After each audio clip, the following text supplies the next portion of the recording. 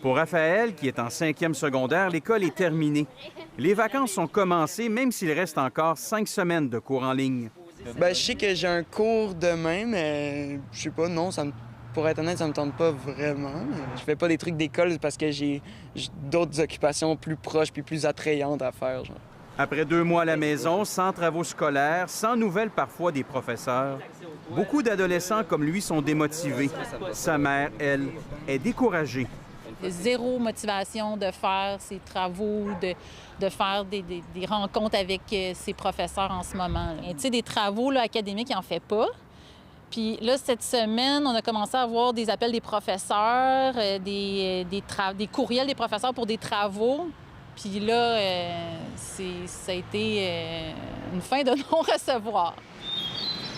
Au cours des dernières semaines, alors que les écoles secondaires étaient fermées, plusieurs jeunes ont commencé à travailler dans des commerces essentiels, comme ici à Laval. Des jeunes comme Carl-Antoine qui gagnent de l'argent, qui n'ont plus vraiment le goût d'étudier. Je fais des 35 heures, même plus des fois, là. Tout dépendant comment c'est surchargé à job.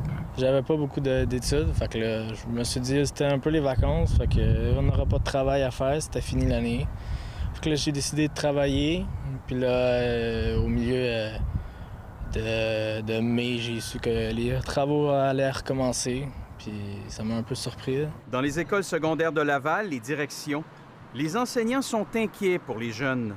3e, 4e, 5e secondaire, là, c'est là que c'est le plus critique pour la persévérance scolaire. Puis c'est d'eux qu'on a besoin là, pour faire rouler ces services essentiels-là. Donc c'est sûr que c'est plus motivant de travailler que de revenir faire certains travaux qui vont peut-être compter, pas compter, on ne sait pas encore. Ils ont beaucoup senti peut-être qu'ils se sont fait abandonnés par l'école, mais par le système, je dirais, là. Parce que, dans le fond, avec le privé, qui ont commencé dès le départ, là, avec l'enseignement à distance, le lien, ils ont gardé la motivation des enfants. Dans certaines classes virtuelles de Laval, seulement le quart des élèves sont présents. Ce professeur voit bien la démotivation des jeunes. Seulement 25 de ses 160 élèves assistent à ces cours en ligne.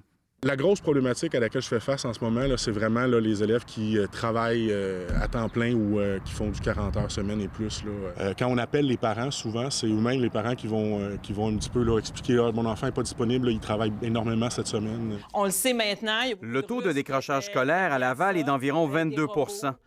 Dans les écoles, plusieurs craignent que la crise fasse grimper ce taux. C'est le début, mais le gros du décrochage, ça va être vraiment à l'automne prochain si on continue à l'enseignement à distance, jamais de lien avec les élèves, ça va être très, très difficile. On entrevoit vraiment là, ça de manière assez sombre.